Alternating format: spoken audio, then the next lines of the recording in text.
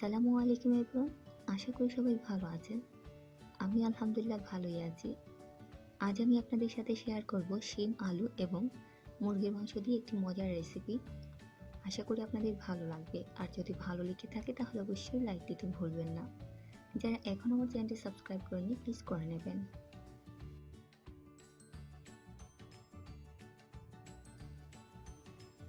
শিম আলু দিয়ে মুরগির মাংস রান্না করার জন্য আমি এখানে নিয়েছি শিম।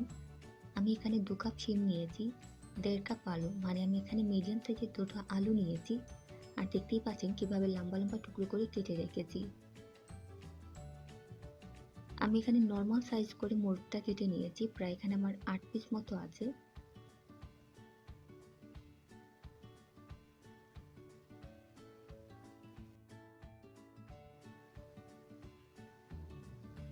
চলে যাচ্ছি রান্না করতে। আর যা যা লাগবে রান্নার সময় বলে দেব। প্রথমে একটা প্যানের মধ্যে দিয়ে দিচ্ছি 2 টেবিল চামচ পরিমাণ সয়াবিন তেল। তেলটা গরম হয়ে গেলে এর সাথে দিয়ে দিচ্ছি 2 টুকরো দারচিনি, 4টা এলাচ, কয়েকটা লং এবং কয়েকটা গোলমরিচ। এবার এই গোটা মশলাগুলো গরম হওয়া পর্যন্ত অপেক্ষা করছি। যখন এগুলো থেকে সুন্দর একটা অ্যারোমা আসবে তখনই এর সাথে দিয়ে দিচ্ছি 1/2 কাপ পরিমাণ পেঁয়াজ বাটা।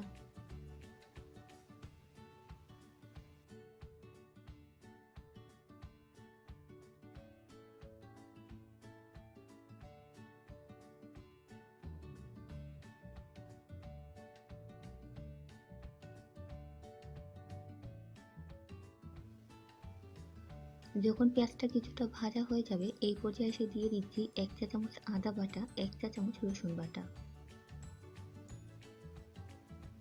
এবার আমি অপেক্ষা করব পেঁয়াজ, আদা, রসুন থেকে সব পানিটা শুকিয়ে যাওয়া পর্যন্ত।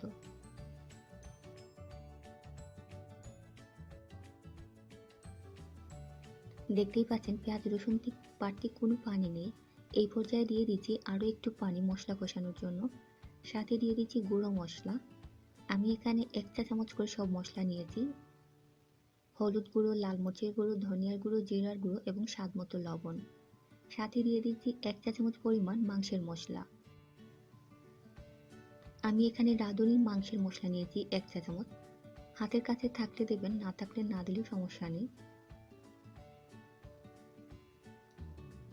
খুব ভালো করে নাড়াচাড়া করে সাথে দিয়ে দিচ্ছি চিকেন এবং আলু।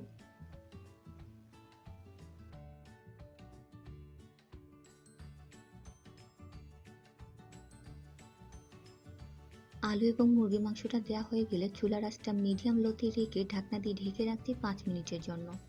তাহলে ফিরে আসছি 5 মিনিট পর।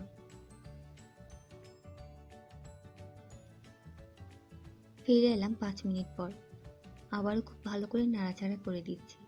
নাড়াচাড়া করা হয়ে গেলে আবারও ঢাকনা দিয়ে ঢেকে রাখবো আরও 5 মিনিটের জন্য।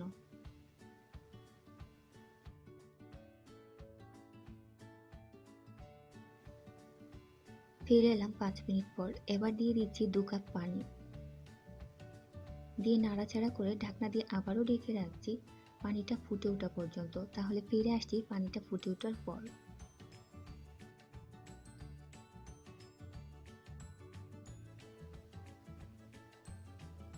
ফিরে এলাম পানিটা ফুটে ওঠার পর। এবার দিয়ে দিচ্ছি শিম। দেয়া হয়ে গেলে নাড়াচাড়া করে ঢাকনা দিয়ে ঢেকে রাখছি। অপেক্ষা করছি শিম, আলু, মাংস সবগুলো সেদ্ধ হওয়া পর্যন্ত।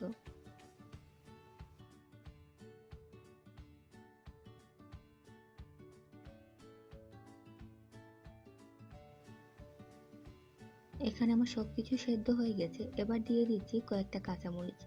দিয়ে আমি চুলাটা বন্ধ করে দিচ্ছি। আমার রান্না হয়ে গেছে।